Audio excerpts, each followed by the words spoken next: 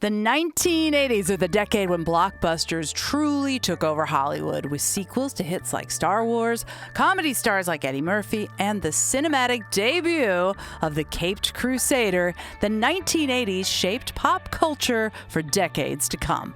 Number 10, Indiana Jones and the Temple of Doom. This prequel brought Harrison Ford back as a younger version of his iconic adventurer.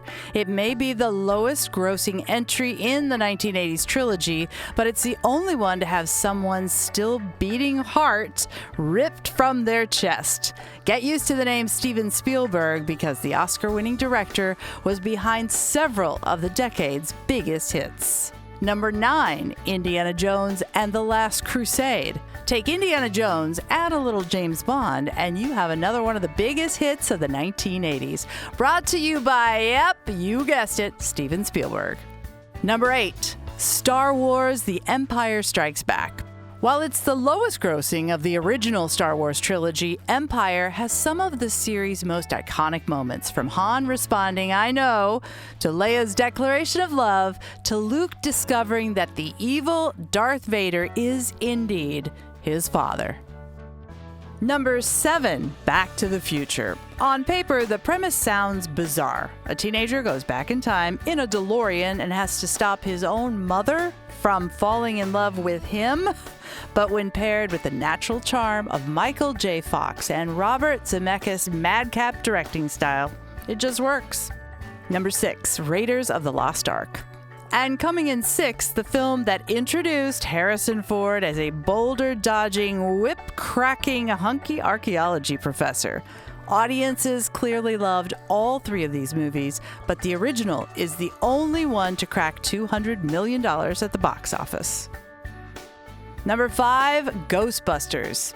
Audiences were clearly ready to laugh in 1984 because just 6 months before the release of Beverly Hills Cop, Ghostbusters had them busting a gut. Featuring Saturday Night Live stars Bill Murray and Dan Aykroyd, Ghostbusters became an instant quotable comedy classic. The series remains so popular that a sequel, Ghostbusters Afterlife, is set to come out in 2021. Number 4, Beverly Hills Cop. In a decade with so many larger-than-life heroes, Eddie Murphy might be the biggest star. In 1980, a then 19-year-old Murphy was cast on Saturday Night Live.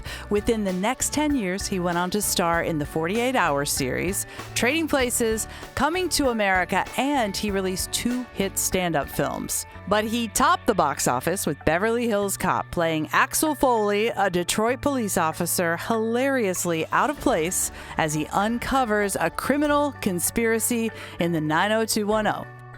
Number 3, Batman. Before bats and soups tangled in Zack Snyder's film, The Dark Knight crushed truth, justice, and the American way at the American box office. Tim Burton's Batman earned $250 million in its initial release. Number 2, Star Wars: Return of the Jedi. After the cliffhanger ending in Star Wars: The Empire Strikes Back, it's no wonder audiences turned out in droves to find out whether Han would stay trapped in carbonite and Luke would defeat Darth Vader. And the number 1 film, E.T. the Extraterrestrial. Though it lost the Oscars for Best Picture and Best Director to Gandhi, E.T. was the year's undisputed box office champion. The story of an adorable alien adopted by some suburban kids who you may recognize as Henry Thomas from The Haunting of Hill House and Drew Barrymore.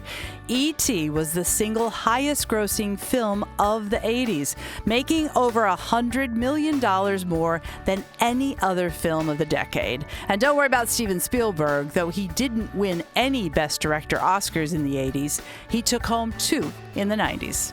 Full of big, bold, funny films with iconic characters who have stood the test of time, it's no wonder there's so much nostalgia for the 80s. What 80s classic would you like to see rebooted next? Let us know.